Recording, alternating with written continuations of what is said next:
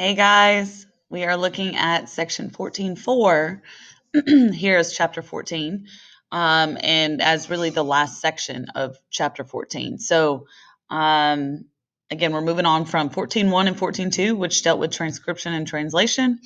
Now we're going to talk about here mutations, which are essentially changes to the DNA sequence. We're going to look at exactly how that impacts protein synthesis and the production of proteins through those two processes, transcription and translation. So as usual, make sure you get the heading here, section 14.4, mutations. And as part of the section, we have two objectives. So we're looking at how mutations change genetic information in a way that may or may not impact a protein, and then how they impact those genes that can then be transmitted and passed down from parent to offspring and in generations that will follow that offspring group.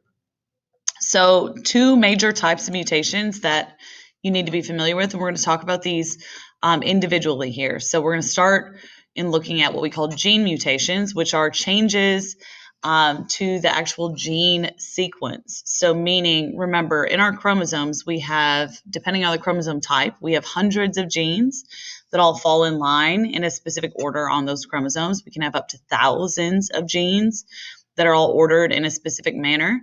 And a gene mutation is essentially saying we have an issue with the sequence. So if the sequence is supposed to be ATGC, well, in a gene mutation, it may read AAGC, where there's a single letter that's been swapped, okay? Or it can be something else. But the idea is that we're changing the genetic sequence of that gene.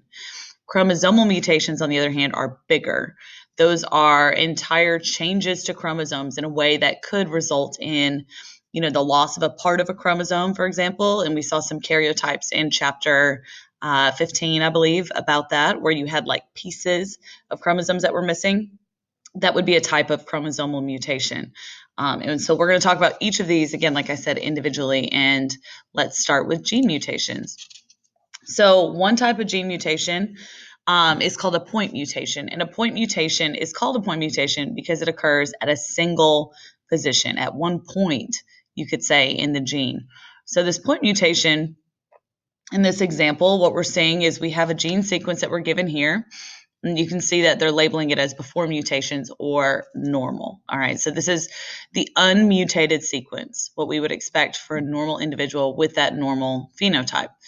So you can see we have TAC, GCA, TGG, and AAA, which creates this mRNA sequence here in blue, and then this amino acid sequence here represented by the spheres and the letters here at the bottom. So a point mutation, like I said, has to occur at one position. That's kind of the defining feature. Within that category, we can have different types of point mutations. We can have what we call substitutions, insertions, and deletions. And I've got those, I think, coming up here on the next couple of slides. So let me go ahead and move on to that. But we're going to go through each one of these, all right? So if we start with substitution as our first example, what we're doing is we're swapping one letter for another letter. So we're changing one of our nitrogen-containing bases, either an A, a T, a C, or a G in that DNA sequence to something else. And so again, here's my before mutations, the same sequence you saw on the last slide. And a substitution, what we've done is we've taken out the C right here, and we've replaced that with a T. All right, and as a result of that, what that does is that's going to change the mRNA sequence here. It changes it from CGU to CAU. And if we use our codon chart, like what you're seeing right here, well, CAU codes for histidine, but CGU had coded for something else called arginine. So sometimes these substitutions can cause these types of mutations that then impact our protein. And if arginine, was a really important amino acid for the functioning of this protein, this could be a substitution that becomes very detrimental. It could also be, though, that arginine is not that important when we talk about the function of an entire protein that's hundreds or thousands of amino acids in length. And so it may be that this mutation itself doesn't actually do anything harmful to the organism or really even to the protein. Like it's maybe misshapen in a position, but for all intents and purposes, it still does its job. And so in that case, it's not as large of an impact, okay? The other scenario would be that this could actually provide an advantage in some way. Somehow the mutation maybe makes that substitution makes the protein a little bit more effective in what it's doing, or faster if it's catalyzing a chemical reaction. And those types of mutations then, if they're advantageous to an organism, can be passed down and can eventually accumulate in a population. This is how we get variety in groups, is by the accumulation and the passing down of mutations. And most of the time, the ones that we're going to see being passed down the most frequently would be those that are most advantageous and beneficial for an organism in terms of its ability to survive. So here's that scenario again, right? We started out, we changed that one C to a T, and that then changed my my codon and then my amino acid that corresponded to that. Insertions and deletions are what they sound like they would be, just like substitution was what you would expect it to be. Maybe insertions are where we're adding extra nucleotides, and deletions are where we're removing nucleotides. And you can see, based on what we saw here we impacted one amino acid, right? Here, if we look at insertions and deletions, we're not impacting one, we're impacting everything to the right of where that mutation occurred. So if I have an insertion here, what I've done is I've added an A between the C and the G here, between my first and second codon. That A is going to do something called shift the reading frame. And when we shift the reading frame in a direction like this, essentially everything gets bumped down by one nucleotide. And it's going to change the way that a ribosome is going to read these codons, because ribosomes don't understand, they can't decipher if something is added by mistake. They're just simply reading the code 3 letters at a time. So if there's an extra letter there, it basically shifts everything else down, and the ribosome is still going to continue to read them in 3s. As a result of that, we completely change this protein. So instead of having MET, ARG, 3, and phenylalanine here, we're going to methionine, serine, tyrosine, and leucine. And you would expect everything that's going further to the right there is going to continue to be different. Similarly, if you delete a nucleotide, you run into the same issue. We again shift what we call our reading frame, or the way our ribosome is reading these groups of 3s, these codons, and everything else is going to change as a result. So we end up with, kind of, in this case, scooting everything back that way, right, towards where the base was deleted. And my codons again change, my amino acids again change. So these tend to be more significant, more impactful than something like a substitution where we're just swapping one for another. Okay. Again, they could be disadvantageous, they could be harmful, or they can be helpful and beneficial to an organism. It just kind of depends on how the proteins changed and what that change means in terms of its ability to function. Okay, so the other type of mutation that I mentioned before is called a chromosomal mutation, and these are bigger and even more impactful than those frame shifts and those point mutations that you just saw. And by the way, when I say, again, frame shifts, I'm talking about the insertions and deletions, okay? We have insertions and deletions here in chromosomes. That's a possibility. Deletions being where we're accidentally, removing a piece of the chromosome. And so what we're seeing in this example, they're giving us a chromosome with regions that are labeled. These are not specific genes. The genes themselves would be a whole lot smaller, but they could represent a region where we have a particular group of genes. So you've got A, B, C, D, E, F. That's our normal chromosome. If we delete something, again, that means we're just removing a part of it. So if we pull out B here, obviously we're going to lose all of the genes that were present in this B segment, and the chromosome is going to squish together and pretend as if really it's not there. Okay. Duplication is where we're going to have kind of like what we would call an insertion, which is where we're taking a segment and we're accidentally, in this case, copying it twice. Okay.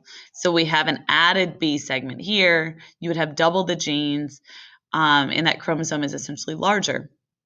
Inversion is where we take these two regions and we essentially flip them. We reverse them. So instead of it reading A, B, C, it's going to read A, C, B.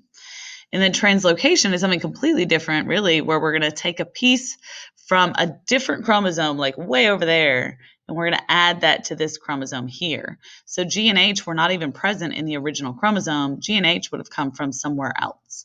And in this case, it got moved to a different chromosome here and put in a kind of strange position between B and C.